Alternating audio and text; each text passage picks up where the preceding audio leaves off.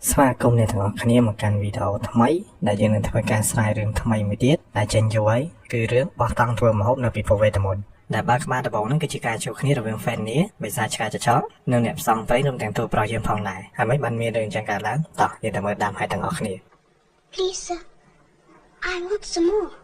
ដែលដំបូងឡើយគឺតួប្រុសយើងនិងតួបន្តផ្សំផ្សេងទៀតហ្នឹងត្រូវបានគេជប់ឲ្យមកពិភពវេទមន្តដើម្បីធ្វើជាវីរៈបុរសហើយក៏មានបុរសចាស់ម្នាក់ហ្នឹងយកកញ្ចក់មកឆ្លោះទៅឃើញថាម្នាក់ហ្នឹងគឺជាវីរៈបុរសកាន់ដាវដ៏អស្ចារ្យរីឯខាងស្រីនេះវិញគឺជាអ្នកប្រើវេទមន្តជាច្រើនប្រភេទហើយសម្រាប់តួឯកប្រុសយើងវិញមានឈ្មោះថា Mokoda Tsuyoshi អាយុ27ឆ្នាំហើយវេទមន្តរបស់គេហ្នឹងគឺផ្សាយលើអីវ៉ាន់អនឡាញជាមួយគាត់អញ្ចឹងពួកបន្តផ្សំហ្នឹងក៏បានមើលងាយទៅលើវេទមន្តរបស់ Mokoda ថាធ្វើស្អីកើតទោះបីថាមកពង Mokoda ហ្នឹងរៀនចម្លែកតែគេត្រូវតែទៅជួបស្ដេចជាមុនសិនដែលស្ដេចបិសាចហ្នឹងគឺបានវាយប្រហារនគរ Researcher របស់ស្ដេចនេះហើយអញ្ចឹងស្ដេចក៏សំណូមពរឲ្យវីរៈបុរសដែលគេជប់ទាំងប្រមាណហ្នឹងជួយជាកម្លាំងដល់នគរហើយក៏បញ្ជាក់ថាស្ដេចបិសាចអាចដឹងពីវិធីបញ្ជូនពួកគេត្រឡប់ទៅពិភពគេវិញផងដែរអញ្ចឹង3នាក់ហ្នឹងក៏បានវាយរឹកជាវីរៈបុរសឆ្លៀតពេលហ្នឹង Mokoda ក៏ប្រាប់ថាថាមកពួកគេហ្នឹងមិនស័ក្តិសមជាវីរៈបុរសនោះទេអញ្ចឹងក៏បានសុំទៅរស់នៅបែបធម្មតាក្នុងពិភពហ្នឹងអញ្ចឹងទៅចឹងស្ដេចក៏បានឲ្យ20កាក់មាសទៅមុខក៏ដែរហើយគេក៏បានចាក់ចេញពីរាជវាំងដោយគេមើលទៅវាហែសូពេកគេក៏បានទិញកៅអៅថ្មីពាក់និងកតាមួយផងដែរហើយក៏បានមកស្នាក់នៅក្នុងទៀមដ៏ថោកមួយចឹងគេក៏បានមើលតារាសមត្ថភាពរបស់គេដែរដែលមានស្គាល់ឆ្លោះមើលទៅនៅនៃអ្នកដតីអាពេលសតនិ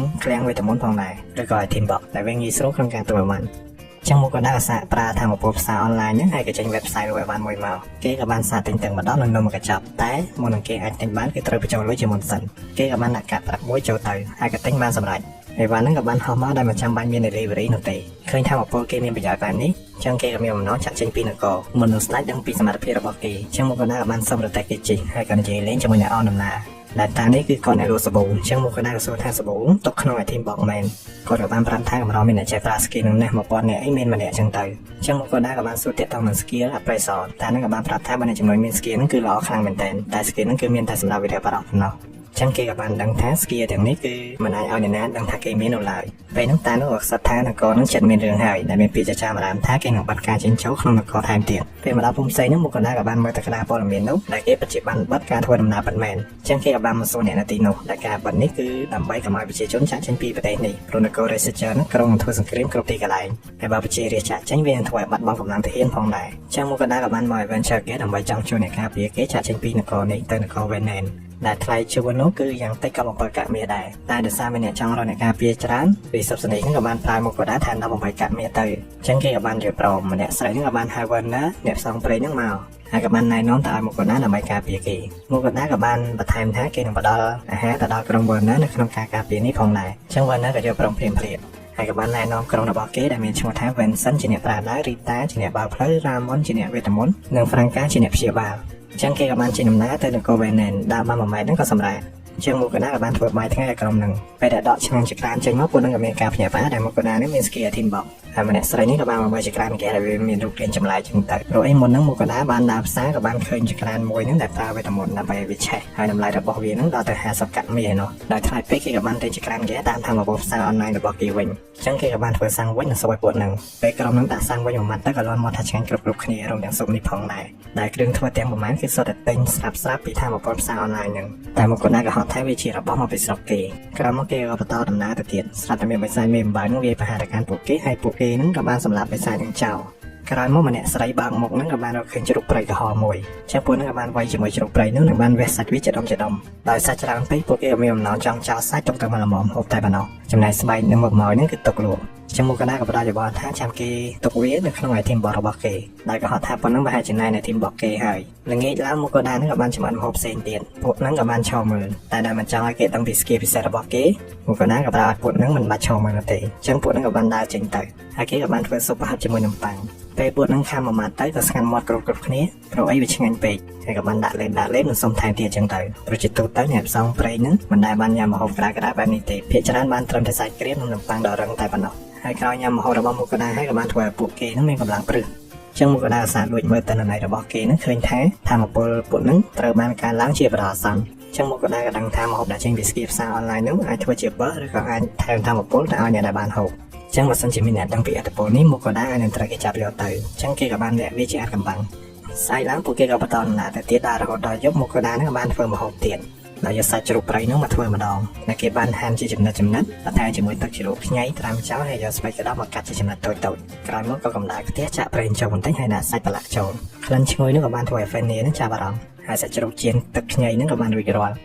អ្នកទាំងអស់គ្នាសាកធ្វើបានចឹងពួកនឹងក៏បានញ៉ាំនឹងលាន់មកថាឆ្ងាញ់គ្រប់គ្នាហើយស្ដាប់ជាមួយស្បែកក្តាប់នឹងកាន់តែអែមថែមទៀតពេលហ្នឹង fan នេះក៏បានលមកពីក្រោយមុខក៏ដែរហើយអ្នកដទៃទៀតគឺមានការភ័យខ្លាចខ្លាំងមែនទែន fan នេះក៏បានបញ្ជាគេយកសាច់ចៀនហ្នឹងមកឲ្យគេហូបចឹងមកកណ្ដាលក៏ដាក់មួយចានឲ្យស៊ីចឹងទៅហើយក៏បានទាថែមទៀតចឹងមកកណ្ដាលក៏បានច្បាស់សាច់ជ្រូកនោះយ៉ាងស្រស់ស្រាំហើយ fan នេះក៏សារថាឆ្ងាញ់និងបានទាថែមមិនឈប់ឈរក្រោយស៊ីអស់ចិត្ត fan នេះហ្នឹងក៏ចង់ខ្ចត់តំណែងជាមួយមុខកណ្ដាលតែមុខកណ្ដាលបានបដិសេធចុងក្រោយដោយសារការគម្រាមមុខកណ្ដាលក៏យល់ព្រមវិញក្រោយពីខ្ចត់តំណែងម្ចាស់នឹងសត្វចិញ្ចឹមរួច fan នេះក៏បានសំណូមពរមុខកណ្ដាលត្រូវរៀបអាហារគេ3ពេលនិងបានឲ្យមុខកណ្ដាលដាក់ឈ្មោះខ្លួនមុខកណ្ដាលក៏បានរើសឈ្មោះឆ្កែឆ្មាដែលពេញនិយមឲ្យតែ fan នេះមិនទទួលនោះទេចឹងមុខកណ្ដាលក៏បានដាក់ឈ្មោះវាថា Fair វាក៏យល់ព្រមស្អែកឡើងពួកគេក៏បន្តដំណើរទៅទៀតតែអ្នកផ្សេងហ្នឹងគេបានដើរគេចចេញពីក្រុមពួកគេ Profile នោះគឺបានដើរតាមពីក្រោយពួកហ្នឹងក៏មិនដឹងថាចូលក្នុងនគរបានឬអត់នោះដែរព្រោះកាលពីមុន Fan នេះហ្នឹងគឺបានកំទេចប្រទេសមួយបានយ៉ាងងាយវណ្ណាក៏បញ្ជាក់ថាមុខកណ្ដាលដែលជាម្ចាស់របស់ Fan នេះហ្នឹងគឺអាចនឹងត្រូវអ្នកមានអំណាចនៅវេនណែហ្នឹងតាមផងដែរតែក៏ថាមានរឿងអីចង់គេដោះស្រាយហើយក៏បានប្រាប់មុខកណ្ដាលធ្វើបាយថ្ងៃដែលកំងយកទៅសាច់តែប៉ុណ្ណោះតែសាច់ជ្រូកនោះគឺសល់តែបន្តិចទេចឹងមុខកណ្ដាលក៏ប្រើឲ្យ Fan នោះចេញទៅកំាញ់អ្នកដែលការពារនោះក៏បានស្ងើចសរសើរដែលមុខកណ្ដាលឲ្យជា Fan នេះបានព្រាមនោះ Fan ក៏បានពំចាបថ្មមួយមកដែលជាបិសាចរែងប៊ីចឹងមុខកណ្ដាលក៏ពឹងឲ្យអ្នកការពារនោះជួយភ័យយកសាច់ហើយសល់ប្រមាណទៀតពួកគេអាចយកបានក្រោយមកមុខកណ្ដាលក៏បានយកសាច់ចាននោះទៅចៀននិងបានបន្លាជាមួយទឹកជ្រលក់ថេរីយ៉ាគីអមជាមួយស៊ុបខ្ទឹមបារាំងផងដែរនិងបានចែកអ្នកការពារទៅនោះក្រោយមកគេក៏ធ្វើឲ្យ Fan ម្ដងហូបរួចពួកគេក៏បន្តដំណើរទៅទៀតរហូតដល់នគរវេណែនហើយក៏ត្រូវបានទាហាននឹងឡោមព័ទ្ធពួកគេនៅបានគម្រាមថាបើ Fan នេះបង្កបញ្ហាមុខកណ្ដាលគឺជាអ្នកទទួលខុសត្រូវចឹងមុខកណ្ដាលក៏បានគម្រាម Fan វិញបើបង្កបញ្ហាគេនឹងបដិរបស់ Fan ចឹងពួកគេក៏បានចូលនគរតែអ្នកដែលមិនមានកាតរបស់គេនឹងគឺត្រូវបង់5កាក់ប្រាក់ទៅចូលបានวันนั้นก็ផ្ដល់យោបល់មុខកណ្ដាលនេះចុះឈ្មោះនៅ Adventure Gear ឬក៏ Gear ចំនួនក៏បានដែរព្រោះពេលធ្វើដំណើរពីនគរមួយទៅមួយគឺមិនចាំបាច់លំបាកបងប្រាក់នោះទេនៅគេមកក៏ដែរអញថាគាត់ទៅចុះឈ្មោះនៅកន្លែងណាម្នាក់ស្រីនេះក៏បានប្រាប់ឲ្យចុះទាំងពីរទៅព្រោះគេអាចចុះទាំងពីរបានព្រាមនោះក៏មានបរិសម្នាក់ដែលជាអ្នកបម្រើរបស់អ្នកមានអំណាច Lindell បានចេញមុខកណ្ដាលទៅជួយជាមួយនឹងម្ចាស់របស់ខ្លួនតែមុខកណ្ដាលបកែកនឹងបានប្រទីបតុងគ្នា Fair ក៏បានគម្រាមទៅអ្នកបម្រើហ្នឹងហើយអ្នកបម្រើហ្នឹងរត់បាត់ទៅวันนั้นក៏បានយកកណ្ដាលមុខកណ្ដាលសញ្ញាដើម្បីបញ្ជាក់ថាបេសកកម្មគេហ្នឹងគឺបានបញ្ចប់ហើយក៏បានលាគ្នាទៅមុខកណ្ដាលក៏បានបញ្ចុះឈ្មោះនៅគាជំនួយចឹងម្នាក់ស្រីនេះក៏បានណែនាំពីរែងអ្នកជំនួយអ្នកបដោតទៅលើប្រាក់ឈ្នួលទំហំនិងប្រភេទជំនួយចឹងមុខកណ្ដាលក៏បានចុះឈ្មោះជាអ្នកជំនួយថ្នាក់ចោហើយម្នាក់ស្រីនេះក៏បានឲ្យគេរើសរែងអ្នកទូបំផុតគឺ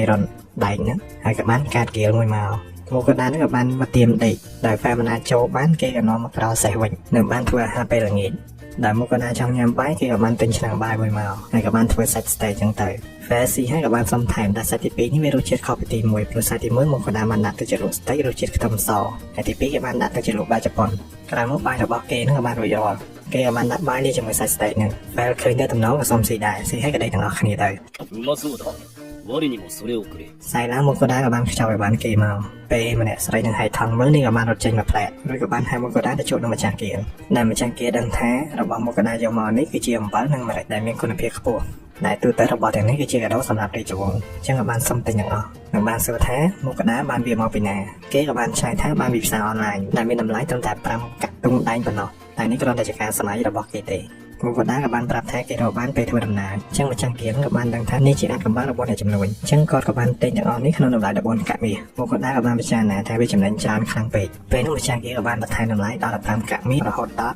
17កាក់មាសមុខកណ្ដាលក៏បានយកព្រមព្រៀងតែម្ដងក្រោយមកមុខកណ្ដាលក៏បានចុះឈ្មោះក្នុង Adventure Gear មួយទៀតដែលចរិតរបស់អ្នកធ្វើការនៅនេះមិនសូវរាក់ទាក់ប្រហែលទេមុខកណ្ដាលក៏បានចាប់ផ្ដើមនៅ Range ដែលតម្រូវឲ្យធ្វើបេសកកម្មយ៉ាងតិចម្ដងក្នុងមួយខែហើយបើងាប់ក្នុងពេលធ្វើបេសកកម្មហ្នឹងគេមិនទទួលខុសត្រូវនោះទេចឹងមុខកណ្ដាលក៏បានរើសខ្វេះរកមើមថ្នាំចឹងទៅពេលមកដល់ទៀមវិញគេក៏បានធ្វើ stay FSC ទៀតហើយពេលដែលឆៃមើលទិន្នន័យរបស់ Fair ហ្នឹងឃើញថាថាពល Fair ហ្នឹងខ្លាំងសឹងតែដល់កម្ពុជាទៅហើយសាច់រឿងក៏បានបញ្ចប់ត្រឹមប៉ុណ្្នឹងចាំជួបគ្នានៅវីដេអូក្រោយបាយなんだいやなんでも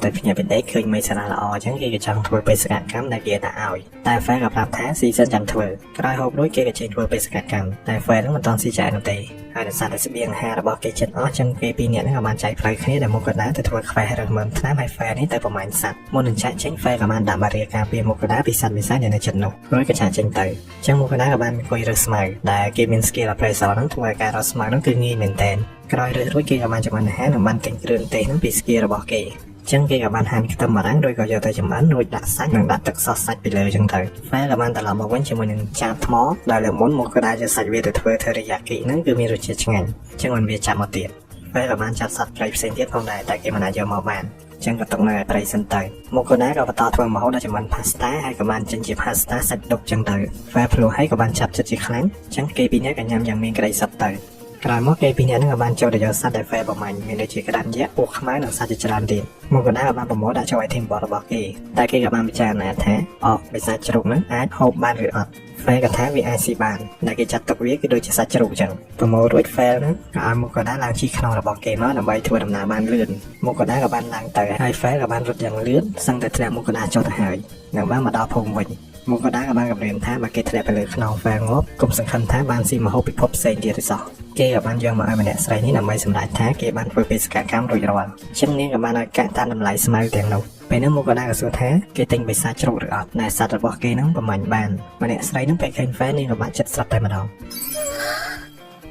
ហើយក៏បានប្រាប់ឲ្យទៅរកពូសាច់ដុំនោះដើម្បីលក់សាច់សត្វចឹងទៅមកក៏ដែរបំរុងទាញបិសាចជ្រូកនឹង5ក្បាលចេញមកតែដោយសារកន្លែងនោះដាក់មិនអស់បរិះនឹងក៏ប្រាប់ឲ្យទៅបន្ទប់ក្រោយវិញបើមានកន្លែងដាក់ពេលមកដល់មកក៏ដែរក៏បានទាញសត្វទាំងអស់នោះដែលហ្វែប្រមាញ់បានហ្នឹងមានសត្វខ្លះរែង B ហើយខ្លះទៀតរែង A ចឹងមកក៏ដែរសុំឲ្យបរិះហ្នឹងវះសាច់ទុកឲ្យគេហើយគ្រឿងផ្សេងទៀតគេនឹងលក់ឲ្យគេទាំងអស់ចឹងបរិះហ្នឹងក៏បានវះសាច់ជ្រូកហ្នឹងឲ្យទៅមកក៏ដែរសម្រាប់អាហារពេលថ្ងៃហើយស្អែកចាំមកយកទាំងអស់មកក៏ដែរក៏បានយកសាច់ហ្នឹងមកធ្វើម្ហូបដែលហាន់ជាប្រទេសនិងជ្រលក់ជាមួយពងទាក្លុករួចក៏ដាក់ចៀននិងបានដាក់សាច់ដែលសេះសល់ពី pasta លើកមុនផងដែរហ្វែក៏បានស៊ីយ៉ាងឆ្ងាញ់យ៉ាងដែរចំណែកមកក៏ដែរហ្នឹងក៏ស្ទាក់ស្ទើរក្នុងការញ៉ាំដោយសារនេះគឺជាសាច់បិសាចជ្រូកតែដល់ដាក់ចូលមាត់ទៅគឺវាមិនខុសអីពីសាច់ជ្រូកគុណភាពខ្ពស់ប្រហែលទេព្រឹកស្អែកគេក៏បានមករកអ្នកកាត់សាច់ហ្នឹងហើយមកក៏ដែរក៏បាន202កាក់មាសដែលជាថ្លៃលក់គ្រឿងក្រៅសัตว์ហ្នឹងកាត់កងជាមួយថ្លៃឈ្នួលវះសាច់មកក៏ដែរគិតថាគេបានចំណេញច្រើនតែនេះមកពីគេមិនដឹងពីតម្លៃសាច់សត្វនៅលើទីផ្សារសូម្បីតែផ្លោករបស់សាច់ជ្រូកហ្នឹងក៏មានតម្លៃដែររួមទាំងជាកូនជ្រូកព្រៃឬអ្វីផ្សេងៗទៀតបរិះហ្នឹងក៏បានយកថ្មវេទមន្តឲ្យមកក៏ដែរដែលវាមាននៅក្នុងបិសាចរែង A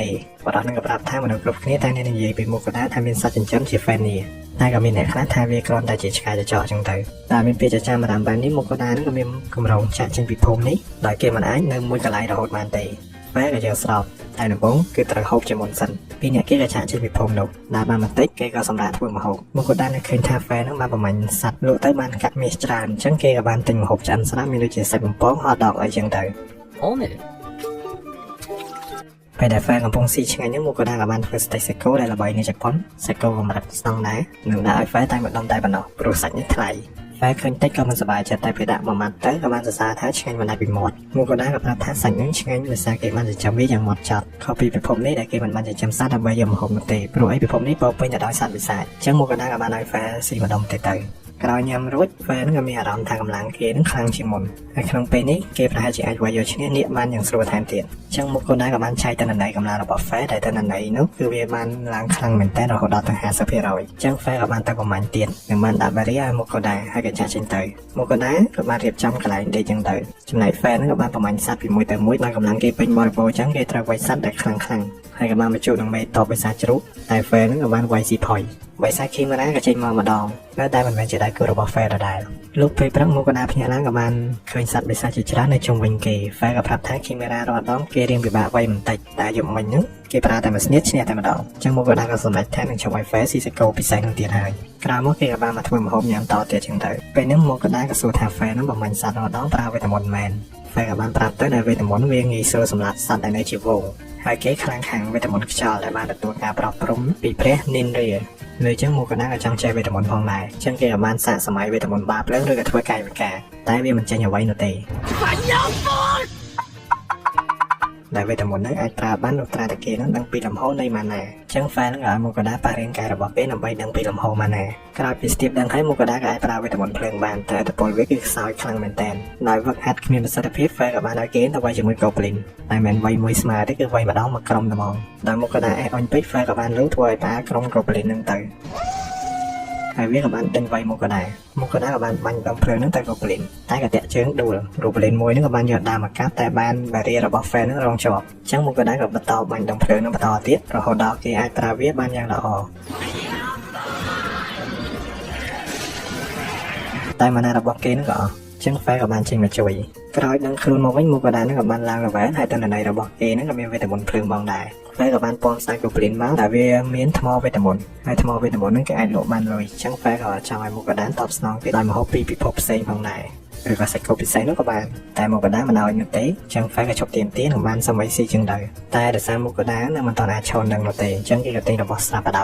ហើយក៏បានទិញនំប៉័ងផ្អែមជាច្រើន Fan ដែលចូលចិត្តតែសាច់ហ្នឹងពេលដែលស៊ីនំប៉័ងហ្នឹងហើយគេក៏បានចូលចិត្តដូចគ្នានឹងបានសុំបន្ថែមទៀតមកក៏ដែរក៏បានប្រាប់ថាញ៉ាំផ្អែមច្រើនពេកប្រយ័ត្នឈឺឬពុកធ្មេញតែ Fan មិនខ្វល់រឿងឈឺនោះទេព្រោះគេមានការប្រទានពរពីព្រះដែលជំងឺថ្នាំពុលឬអ្វីផ្សេងៗនេះមិនអាចបៀតបៀន Fan បានឡើយលើចឹងមកក៏ដែរនឹងក៏ចង់បានការប្រទានពរពីព្រះដូចគ្នាហើយក៏បានរើទៅដល់ព្រះនិនរាស្អែកឡើងមកក៏ដែរក៏បានមកដល់ភូមិមួយទៀតតែដោយសារ Fan ហ្នឹងទាហានក៏បានរារាំង មកក៏ដែរក៏បង្ហាញការនិយាយបញ្ជាក់ថា Fan នេះជាសត្វរបស់ខ្លួននិងសង្កត់ថា Fan នេះគឺជាឆ្កែចចក Fan ក៏បាននិយាយក្នុងចិត្តជាមួយមកក៏ដែរដោយថាគេមិនមែនជាឆ្កែចចកនោះទេដែលនេះគឺជាសមត្ថភាពមួយរបស់ម្ចាស់និងសត្វចិញ្ចឹមបន្ទាប់ពីផ្ទៀងផ្ទាត់ការនឹងហើយមកក៏ដែរក៏ចូលភូមិបានសម្រេចហើយគេក៏មានបំណងចង់ទិញផែនទីដើម្បីងាយស្រួលធ្វើដំណើរអញ្ចឹងមកក៏ដែរក៏បានមករកនៅកន្លែងលក់សភៅតែគេបានជិះទិញសភៅរៀនវេទមន្តវិញដែលមានតម្លៃ7កៈមាសព្រោះវាផលិតចេញពីกระดาษដែលក្នុងពិភពហ្នឹងกระดาษគឺមានតម្លៃណាស់ ចឹងមកក៏ដែរក៏បានសួរមានលោកផែនទីអត់តែនៅកន្លែងលោកសភៅគឺគ្មានលោកផែនទីនោះទេចឹងមកក៏ដែរក៏បានមករកនៅបណ្ណាល័យម្ដងហើយក៏គ្មានដូចគ្នាចឹងគេក៏បានបញ្ចុះ Fan វិញនិងចាប់ផ្ដើមចម្អិនម្ហូប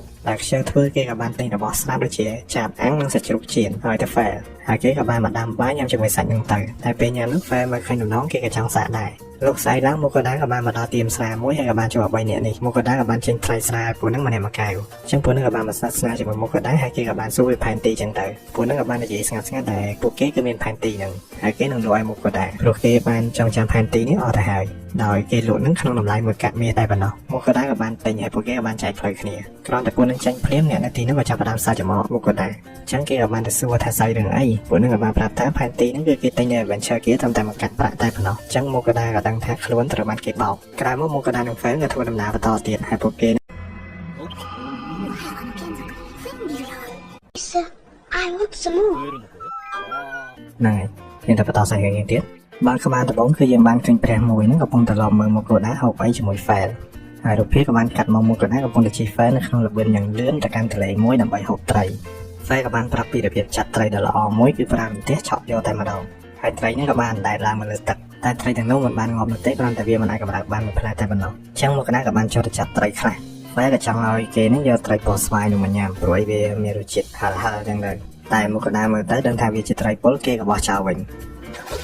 ក្រោយរើសត្រីហើយពួកគេក៏បានមករើសអស់ដើម្បីបង្កាត់ភ្លើងរួចហើយគេក៏ផ្លែត្រីដាក់ជាប់នឹងឈើហើយប្រឡាក់ជាមួយអំបិលនិងបានដាក់អាំងនៅជាប់ភ្លើងហើយសម្រាប់ស្ដាច់ត្រីនេះវិញគេក៏បានធ្វើរបៀបផ្សេងដោយដាក់គ្រឿងផ្សំនិងសាច់ត្រីនោះចូលក្នុងកណ្ដាលលុយមញោមរំវាហើយក៏ដាក់នៅក្បែរភ្លើងដូចគ្នាសាច់ត្រីដែលសេះសល់ហ្នឹងគេក៏យកមកចៀនមួយសន្ទុះក្រោយត្រីក៏បានឆ្អិន Fan ក៏ខាំត្រីខ្ចប់កណ្ដាលលុយមញោមហ្នឹងតែខាំមិនដាច់ទេមកក៏ដែរក៏បើកកណ្ដាលហ្នឹងយកមកឲ្យស៊ីចឹងទៅហើយពួកគេក៏ហូបត្រីហ្នឹងយ៉ាងឆ្ងាញ់ជាមួយនឹងស្រាបៀរផងដែរហូបរួចពេលដែលមកក៏ដែរងើបដើរហ្នឹងក៏បានទៅប៉ះជាមួយស្លែកមកក៏ដែរក៏បានទៅលេងជាមួយស្លែមហ្នឹងហើយពេលគេមើលទៅនៅកម្លាំងស្លែមហ្នឹងឃើញថាវាអន់មែនតើព្រាមនោះស្លែមហ្នឹងក៏បានទៅរើដកមួយយកមកស៊ីហើយក៏បានរើរបស់សេះសល់ហ្នឹងមកស៊ីទៀតដល់ពេលវារៀបមកស៊ីខ្ទះហ្នឹងមកក៏ដែរក៏បានចាប់ខ្ទះហ្នឹងចេញព្រមទាំងរបស់ប្រើប្រាស់ហ្នឹងចឹងស្លែមហ្នឹងក៏បានទៅស៊ីកាក់សំណល់វិញទៅហើយពេលដែលវាស៊ីសម្រាមអស់វាក៏បានហក់មករកមកក៏ដែរក្នុងពេលនោះស្លែមក៏បានខ្លាចជាសត្វចិញ្ចឹមរបស់មកក៏ដែរ Fan ក៏ប្រាប់ឲ្យដាក់ឈ្មោះស្លែមហ្នឹងអញ្ចឹងមកក៏ដែរក៏បានដាក់ឈ្មោះថាស៊ុយស្អែកឡើងមកក៏ដែរក៏បានហាត់ប្រើវេទមន្តថ្មម្ដងតែពេលនេះមកក៏ដែរប្រើបានវេទមន្ត2ហើយភ្លើងនឹងដីពេលនោះមកក៏ដែរក៏បានចាប់អារម្មណ៍ថាស៊ុយគឺគេបានឡើងល្បែដែលគ្រាន់តែស៊ីរបស់សេះសល់ប៉ុណ្ណោះសារតែពេលនោះ Fan នេះគេថាគេឃ្លានអញ្ចឹងមកក៏ដែរក៏បានធ្វើបាយស្រូបសាច់ជ្រូកហើយស៊ីអញ្ចឹងទៅហើយក៏មានចំណែករបស់ស៊ុយដែរក្រោយញ៉ាំរួចមកក៏ដែរក៏ដឹងថាម្ហូបដែលស៊ុយស៊ីនោះគឺបន្ថែមថាមពលឲ្យវាបន្តអាសន្នតែมันអាចបង្កើនល្បែរបស់វានោះទេអញ្ចឹងស៊ុយក៏បានទៅសម្អាតចានឆ្នាំនោះបានយ៉ាងស្អាតផ្ទុយពី Fan ដែលស៊ីឲ្យដេក ចឹងមកក៏ដែរក៏រៀបចំឲ្យឯងពេលយប់មានដូចជានំនិងតែបតងលោកប្រាក់ស្អែក Fan ក៏មានរឿងប្រាប់ទៅមកក៏ដែរដល់យប់មិញហ្នឹងព្រះនេះខ្យល់និនរាបានប្រាប់ Fan ថាត្រង់ព្រមប្រទានពរឲ្យមកក៏ដែរហើយតែមានលក្ខខណ្ឌដែលមកក៏ដែរត្រូវថ្វាយដង្វាយជារបស់ឯងនៅក្នុងពិភពផ្សេងមួយអាទិត្យម្ដងហើយសម្រាប់ពរនៅវិញគឺត្រឹមតែពរធម្មតាប៉ុណ្ណោះតែពរនេះវាអំជាងពររបស់ Fan ថ្មីតែតែធម្មតាតែក៏អាចការពារមកក៏ដែរពីគ្រោះថ្នាក់ផ្សេងៗលើកលែងតែគ្រោះថ្នាក់ដល់ជីវិតប៉ុណ្ណោះហើយចំណែកការប្រើប្រាស់វេទមន្តរបស់គេក៏បានល្អជាងមុនផងដែរមកក៏ដែរក៏យកព្រមទទួលពរនេះពេលហ្នឹងមកក៏ដែរក៏បានរៀបចំ ទាំងវាយហ្វែក៏ប្រាប់ថាព្រះគឺកំងឲ្យគេថ្វាយនំសណ្តែកក្រហមនំប៉័ងផ្អែមនិងនំប៉័ងអាឡឹកជានឹងវាយដំបងអញ្ចឹងមកកណាក៏ធ្វើតាមនំបានថ្វាយតែព្រះនិន្រាហើយទាំងវាយនឹងក៏បានហត់ទៅបាត់ពេលនោះមកកណាក៏បានទទួលពរនោះហើយព្រះនិន្រានេះក៏បានយកនំសណ្តែកនោះមកសោយយ៉ាងរីករាយនិងចង់ទុកសោយពេលក្រោយខ្លះយ៉ាងទៅតែចុងក្រោយក៏យកមកសោយទាំងអស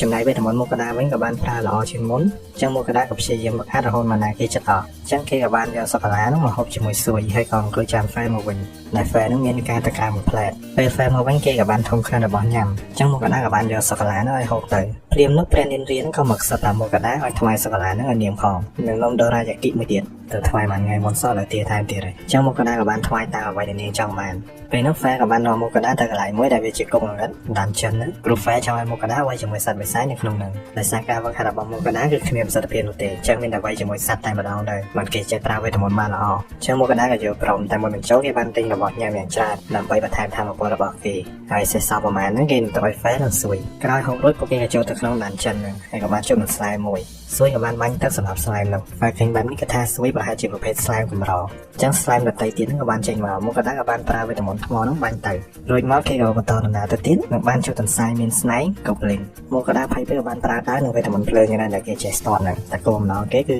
ដើម្បីរៀនចេះវេទមន្តថ្មទៅវិញទេចុងច្រើនបន្តិចគេក៏បានជួបនឹងបិសាចខូបូលដែលដូចឆ្កែចចកហ្នឹងតែវាតាជើងពីរមកកដាក៏បានមេផ្លាច់តែម្ដងហើយក៏បកមកប្រើវេទមន្តថ្មបានតែសត្វនឹងវិញក្រោយមកគេក៏បន្តដំណើរទៅទៀតក៏បានជួបនឹងសត្វខូបូលមួយវងចឹងស៊ុយនឹងមកកដានឹងក៏ចូលទៅវាយវងខូបូលនោះក្រោយពួកគេវាយវងខូបូលនឹងងាប់អស់ស្ដេចខូបូលនឹងក៏ចេញមកតែវេទមន្តថ្មរបស់មកកដានឹងមិនអាចធ្វើអ្វីវាបាននោះទេទោះបីជាគេបាញ់រះយ៉ាងណាក៏ដោយពេលនោះហ្វែក៏កុហកថាពុថារបស់ខូបូលនឹងអាចបំបីវេរារបស់ហ្វែបានដូច្នេះមកកដាភ័យពេកក៏បានប្រើវេទមន្តថ្មនោះបាញ់ចំកដាក៏បានស្ដេចខូបូលនឹងតែវាមិនបានងាប់នោះទេស្រាប់តែពេលនោះមកកដាក៏បានអស់ម៉ាណាស្ដេចខូបូលនឹងក៏មកវាយមកកដាតែវេរារបស់ហ្វែនឹងរងជាប់ហើយស៊ុយក៏បានបាញ់ទឹកចំស្ដេចខូបូលរលាយខ្លួនបាត់ទៅពេលនោះស៊ុយក៏បានវិវត្តខ្លួនចំណែកមកកដាក៏បានស្លាប់ទៅក្រោយមកកដាភ្ញាក់ឡើងវិញស៊ុយក៏អាចនិយាយបាន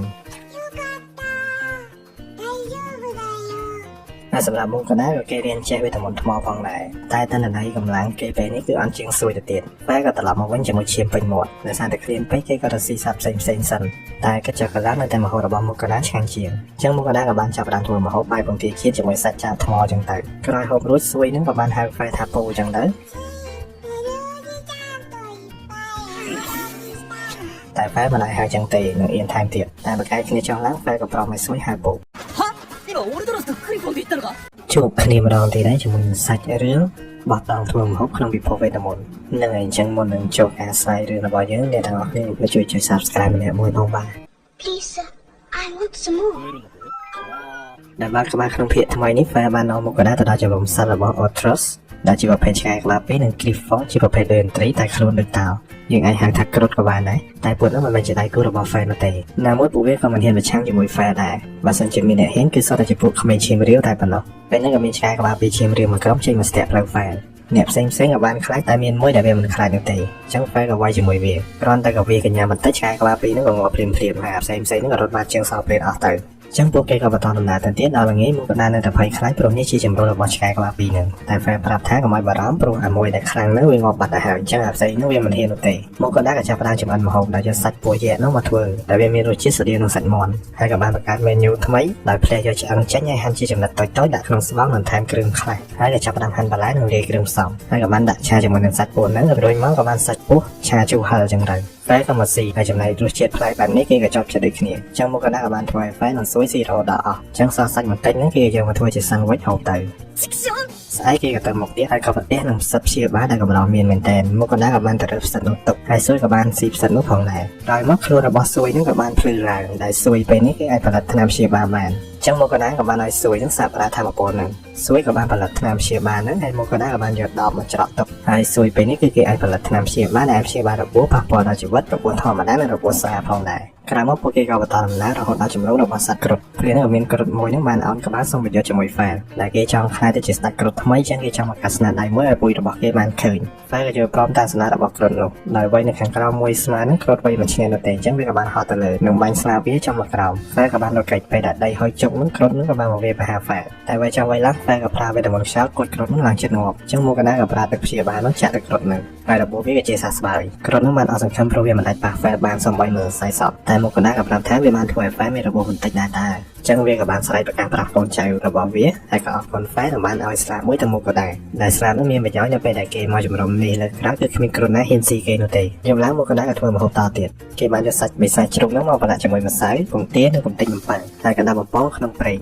បន្ទាប់មកគេក៏បានកាត់ជាចំណិតដាក់លើស្បៃកណ្ដាប់និងបន្ថែមទឹកជ្រលក់ហើយក៏អាចស៊ីបានទៅពេលនោះហ្វែក៏បានសួរមុខក៏ដែរមានថ្វាយដង្វាយឲ្យព្រះឬអត់ដែលមុខកណ្ដាលបានភ្លេចបាត់ទៅហើយស្អែកឡើងគេក៏បានចេញផុតពីព្រៃនិងបានមកគៀកនឹងនគរលែអនហាតពេលនោះពួកគេក៏បានឃើញរទេះមនុស្សមួយក្រុមត្រូវបានក្រុមចោរស្ទាក់មុខកណ្ដាលក៏ប្រាប់ឲ្យហ្វែនទៅជួយហើយគេនឹងសន្យាថាធ្វើម្ហូបពិសេសស៊ីយ៉ាងទៅចឹងហ្វែនក៏ទៅជួយដែលហ្វែនគ្រាន់តែកំហឹមនឹងចោរទាំងនោះក៏បានបោះដើរចោលហើយអ្នកនៅក្នុងរទេះនោះគឺជាអ្នកចំនួនឈ្មោះ Lambert និងអ្នកការពារដែលមានមេក្រុមឈ្មោះថា Las ហើយពួកគេកំពុងធ្វើដំណើរទៅក្រុង Carolina នៃនគរ Leonhardt ចឹងពួកគេក៏ធ្វើដំណើរជាមួយគ្នាដល់យប់ឡើងហ្វែនក៏ប្រាប់មុខកណ្ដាលធ្វើតាមសន្យាដែលសាច់សតែបន្តិចមុខកណ្ដាលក៏យកគ្រឿងផ្សំសតែប្រមាណនោះមកធ្វើហើយក៏បានយកសាច់មាន់ក្បាលនាគហ្នឹងកាន់តូចៗរួចដាក់ចូលស្បង់ថែមគ្រឿងច្បាច់វាហើយក៏យកទៅបំពងបន្ទាប់មកគេក៏យកសាច់ផ្សេងៗនៃសាច់សហ្នឹងមកធ្វើបែបនេះដូចគ្នាក្លិនឈ្ងុយនេះក៏បានភាយដល់អ្នកផ្សេងទៀតចឹងពួកហ្នឹងក៏បានមកមើលទាំងស្រក់ទឹកមាត់ចឹងទៅមុខកណ្ដាលក៏ចែកពួកហ្នឹងហូបដែរទៅហូបតតែអ្នកធ្វើបានអីប្រមាណចឹងពួកហ្នឹងក៏សុខចិត្តនៅយាមចោលទាំងនោះហើយឲ្យមុខកណ្ដាលសម្រាប់ចោលតែមុននឹងនេះមុខកណ្ដាលក៏បានរវេងចោលនោះថាបារញ៉េថ្ងៃមើលហ្វែគេផងស្អែកឡើងគេក៏បានមកដល់ក្រុងហ្នឹងហើយក៏បានយកចោលនោះមកដាក់គុកមុខកណ្ដាលក៏បានធ្វើដំណើរទៅគៀនដោយការគៀនរបស់គេនោះគឺត្រូវបានដកចោលហើយដោយសារគេរែងឈីហើយមិនបានធ្វើបេសកកម្មអ្វីទាំងអស់ក្នុងការកំណត់ចឹងគេក៏បានចុះឈ្មោះឡើងវិញម្នាក់ស្រីហ្នឹងក៏ប្រើឲ្យគេខំធ្វើមិនឲ្យបានឡើងដល់រែង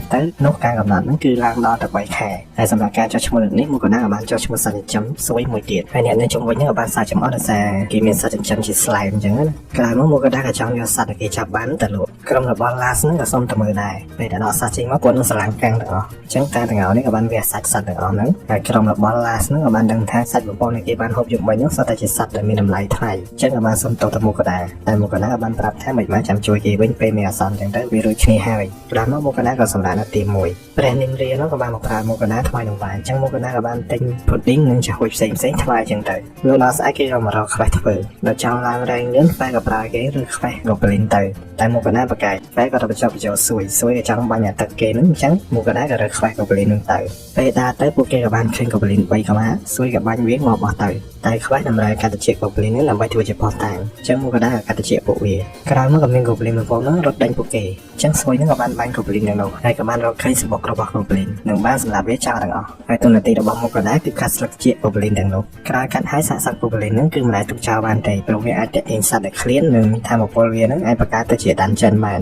នចឹងហ្វែក៏ឲ្យសួយរំលាយសាសពួកវាសួយក៏បានបរិយាមាសរបស់ខ្លួនដែលវាបានវិវត្តខ្លាយទៅជា Slime Jack ហើយក៏មានលទ្ធភាពអាចពង្រីកនិងបង្រួមខ្លួនបានពេលនោះសួយក៏បានបំបែកខ្លួនជាច្រើននិងរំលាយសាស Goblin ទាំងនោះតែទស្សនវិជ្ជានោះហ្វែដែលរស់នៅជិត1000ឆ្នាំហើយគឺមិនដែលឃើញនោះទេក្រោយមកមុខកណ្ដាលក៏បានទិញនំប៉័ងផ្សេងៗឲ្យហ្វែនិងសួយស៊ីចឹងទៅហើយក៏បញ្ចប់ត្រង់ពួកគេហូបនំប៉័ងនឹងទៅបាទចឹងជួបគ្នានៅវីដេអូក្រោយお楽しみのようだな。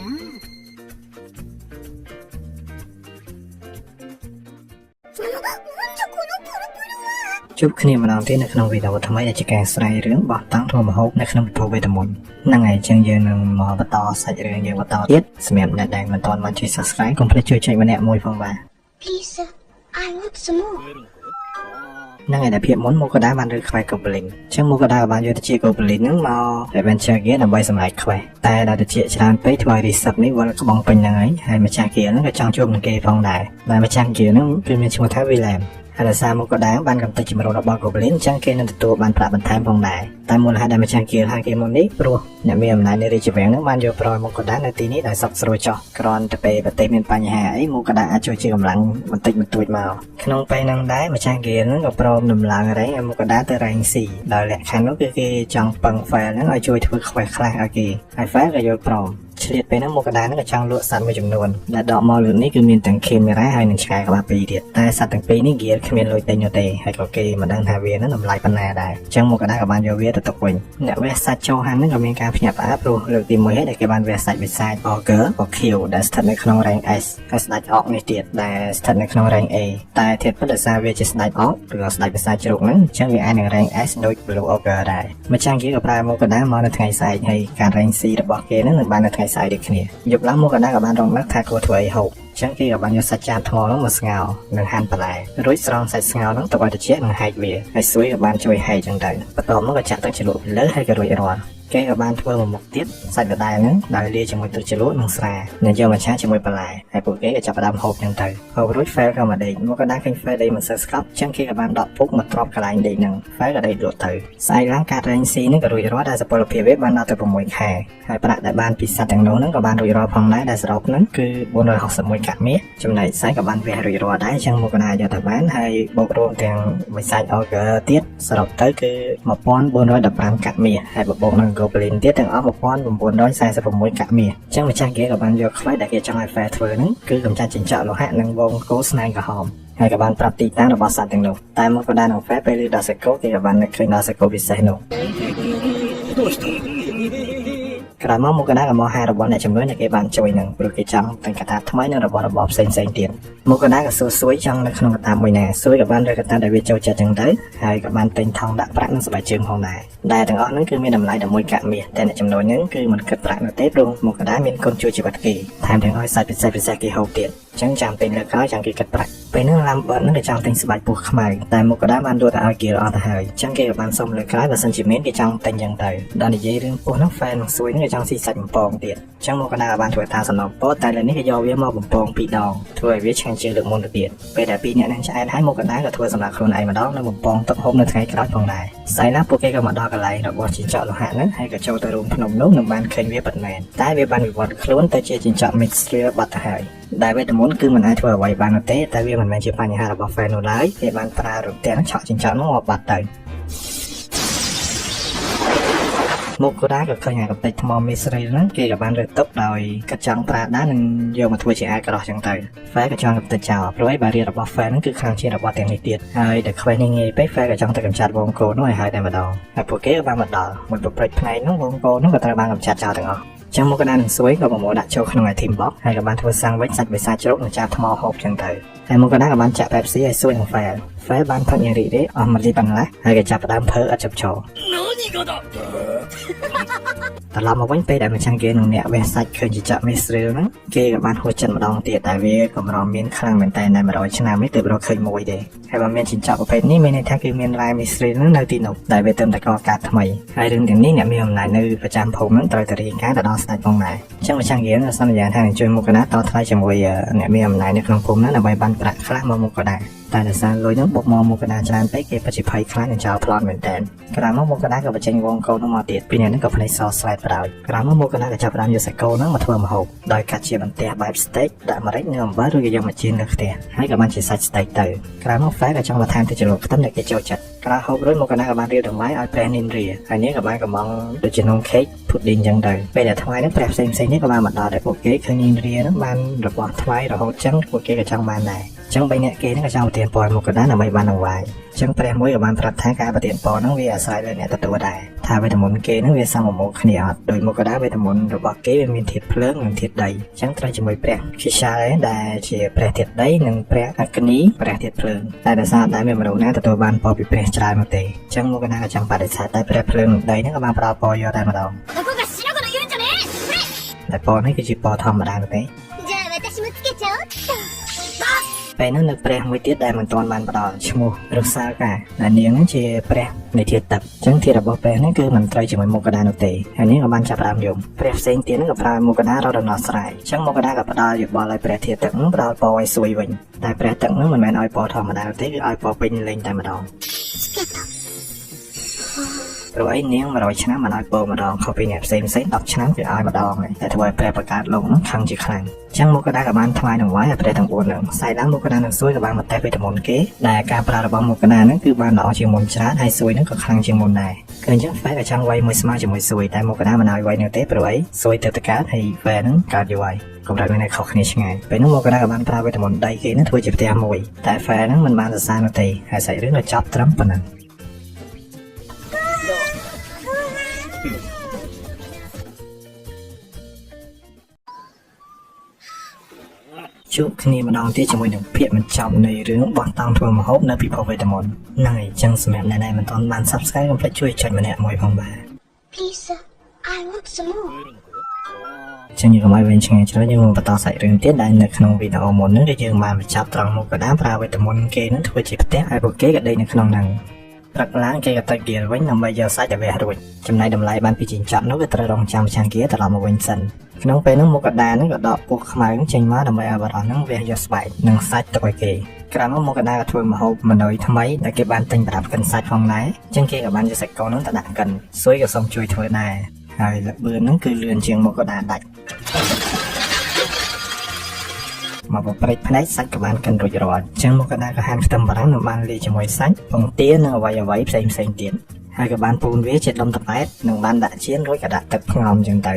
ហើយក៏ចេញជាសាច់ burger ក្រោយមកកដាក៏ដាក់អាវបោកហើយក៏នឹកឃើញថាទិញសាប៊ូពីស្គីរបស់គេដើម្បីធ្វើជំនួញអញ្ចឹងគេក៏បានរំលែកដាក់ចូលទៅក្នុងដបហើយគេក៏មកជប់នឹង Lambert ពេលនឹងដែរគេក៏បានលក់ស្បែកពោះខ្មៅហ្នឹងដល់ឲ្យ Lambert ហើយ Lambert ហ្នឹងក៏ឲ្យតម្លៃ50កាក់មាសអញ្ចឹងមកកដាក៏បង្ហាញការនិយាយជំនួញរបស់គេដែលគេហ្នឹងក៏ចុះឈ្មោះក្នុងគេជំនួញដែរនឹងយកដល់សាប៊ូនិងសាប៊ូដុំឲ្យ Lambert ពិនិត្យមើលថាអាចដាក់លក់បានឬអត់ Lambert ក៏មានក្តីរំភើបដែលមានឱកាសធ្វើជំនួញជាមួយមកកដាម្យ៉ាងទៀតក៏ចិត្តដល់ថ្ងៃខួបអាពាហ៍ពិពាហ៍របស់គេផងដែរ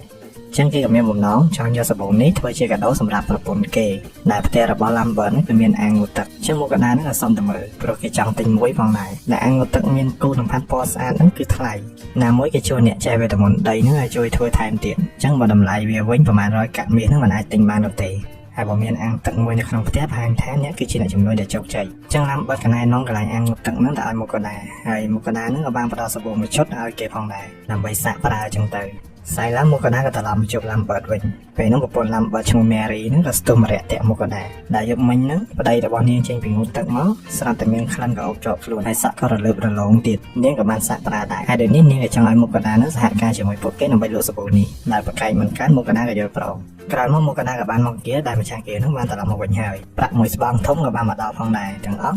5800 កាក់មាសដែលអ្នកមានអំណាចនៅក្នុងភូមិហ្នឹងពិតជាអរគុណមកកដាជាខ្លាំងអញ្ចឹងបានប្រាក់ប៉ុណ្នេះបំណងដែលមកកដាចង់ទិញអាងងូទឹកនោះគឺមិនមែនជារឿងដែលលំបាកទៀតនោះទេព្រោះនោះក៏មានអ្នកមួយវងកំពុងលុកលុយនៅតំបន់របស់គេហើយក៏មានអ្នកត្រូវរបួសច្រើនផងដែរតែថ្នាំព្យាបាលនៅ Adventure Gear ហ្នឹងគេចិត្តអស់ហើយអញ្ចឹងមកកណ្ដាលក៏យកថ្នាំព្យាបាលផលិតដោយស៊ុយហ្នឹងយកមកឲ្យគេប្រើតែពេលម្ចាស់ Gear ចាក់ទៅរបួសនឹងជាតិពឹសហ្នឹងក៏ជាភ្លាមម្ចាស់ Gear ឲ្យចង់សួរទៅមកកណ្ដាលតែស្ថានភាពមិនទាន់គាត់ក៏ព្យាបាលអ្នករបួសសិនក្រោយមកគាត់ក៏ដាក់បេសកកម្មបន្ទាន់មួយក្នុងការកម្ចាត់វងនាគនោះតែក៏ដើរចូលមកដែលគេនឹងទៅកម្ចាត់នាគនោះដោយខ្លួនឯងហើយគេក៏មិនត្រូវការអ្នកផ្សេងជួយនោះដែរអញ្ចឹងហ្វែស៊ុយមកកណ្ដាលចេញដំណើរទ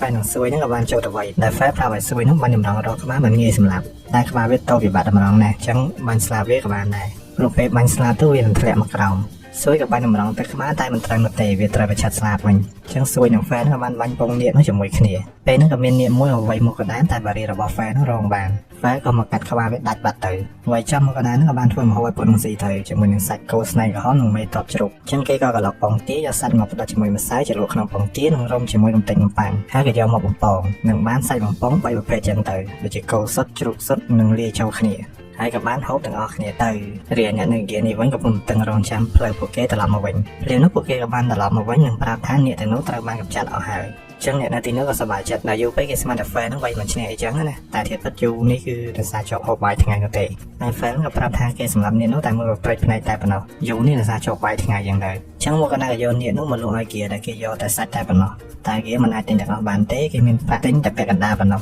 ហើយថ្លៃឈ្នួលវះទាំងនេះគឺគេមិនគិតប្រាក់នោះទេមកកណ្ដាលក៏យកព្រមហើយក៏ត្រឡប់មកទៀមដេកវិញហើយក៏បានរៀបចំដង្វាយឲ្យ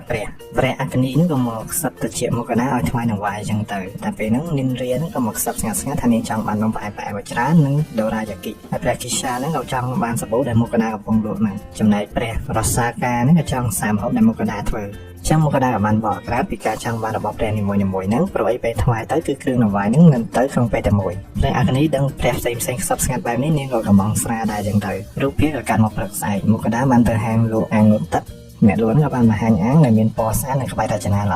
អតែមកក៏ដែរក៏បានសម្រេចចិត្តភ្លាមទិញអាងពណ៌បៃតងនេះព្រោះគេមិនខ្វល់រឿងពណ៌អ្វីនោះទេហើយក៏អត់មានបងរំលោភអីដែរគឺទិញដាច់តែម្ដងអញ្ចឹងមកក៏ដែរក៏បានដើរមកក្នុងព្រៃដើម្បីងូតទឹកហើយហ្វែក៏បានចេញទៅប្រមាញ់មកក៏ដែរក៏ប្រើវីតាមីនដីនឹងបង្កើតជាជញ្ជាំងព័ទ្ធជុំវិញហើយក៏ដកអាងងូតទឹកនឹងចេញមកនឹងបានឲ្យស៊ួយនឹងបាញ់ទឹកបំពេញអាងនឹងហើយមកក៏ដែរក៏ប្រើភ្លើងដើម្បីកម្ដៅទឹករួចក៏ដកសាប៊ូចេញមកនិងចាប់ផ្ដើមងូតទឹកងូតហើយក៏ដាក់កាហ្វេដោះគោមក10នឹងទៅ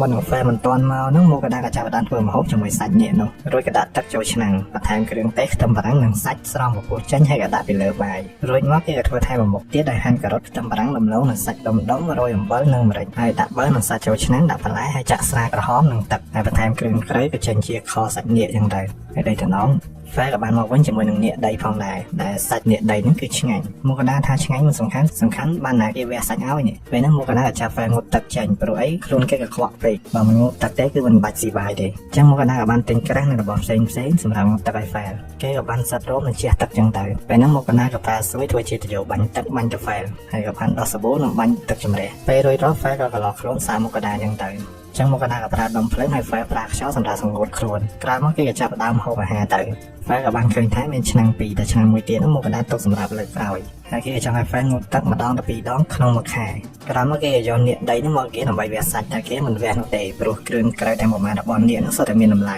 គេមិនហ៊ានធ្វើនោះទេតែមានម្ចាស់គាម្នាក់ទៀតប្រហែលជាគេអាចធ្វើបានដែលគេនៅឆ្ងាយពីក្រុងការ៉េលីណានិងជាម្ចាស់គានៅដូឡានណាមួយគេដឹងច្រើនពីនាគហើយហ្វេក៏ចង់ទៅសមុទ្រដើម្បីស៊ីសាច់វាយសមុទ្រចឹងមកកណ្ដាលក៏បានដើរលាគេឯងនិងយកផលិតផលគេផ្គត់ផ្គង់នោះឲ្យឡាំបឺតនិងធ្វើដំណើរទៅដូឡានយប់ឡើងគេក៏បានបញ្ចេញខហ្នឹងមកហូបចឹងទៅហើយក៏ចាប់រដូវកាលទី1ហ្នឹងហើយអញ្ចឹងរដូវកាលទី1ហ្នឹងគឺបញ្ចប់ដំណឹងហើយចាំជួបគ្នានៅវីដេអូក្រោយបាយ